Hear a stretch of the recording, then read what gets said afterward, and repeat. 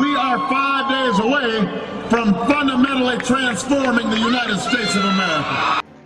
If you've been successful, you didn't get there on your own. You didn't get there on your own. I'm always struck by people who think, well, it must be because I was just so smart. There are a lot of smart people out there. It must be because I worked harder than everybody else. Let me tell you something. There are a whole bunch of hard-working people out there.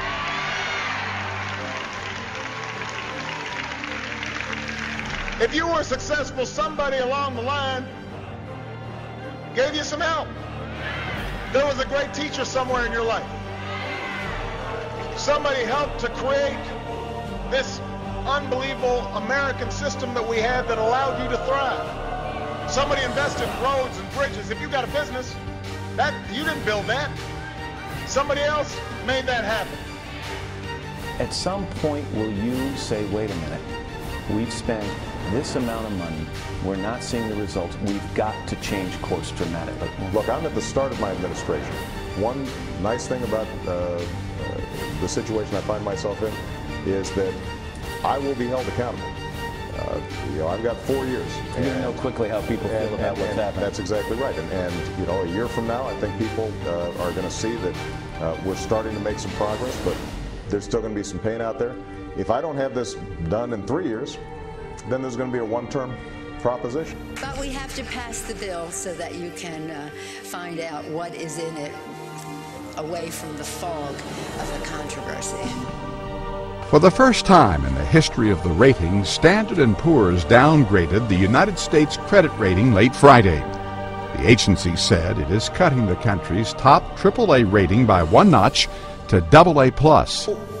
I don't know about you, but in my life, what I found, sometimes I do boneheaded things. This is the worst economic recovery America has ever had.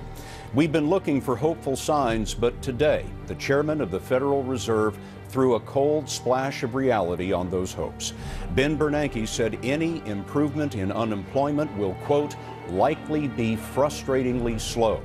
Well, yes, to say the least. Have a look at this. This chart starts in January 2008 with the steep rise in unemployment. Unemployment soared over 8%, and it has stayed over 8% for 41 months in a row. Reagan again, and the message is the same as it was in 1992. It's the economy, stupid. But this time, Democratic consultant James Carville is aiming that message at his own party. He's very worried that President Obama's current economic message to voters will only help Mitt Romney win. I'm worried that right when the White House or the campaign talks about the progress that's being made, people take that as a signal that they think that things are fine, and people don't feel out or believe that. House Speaker Nancy Pelosi told musicians and creative types this week that thanks to the new health care law, they could quit their jobs and focus on developing their talents because the taxpayers would fund their health care. We see it as an entrepreneurial bill, a bill that says to someone, if you want to be creative and be a musician or whatever, you can leave your work, focus on your talent, your skill, your passion, your aspirations, because you will have health care. You don't have to be job locked. If you got a business, you didn't build that.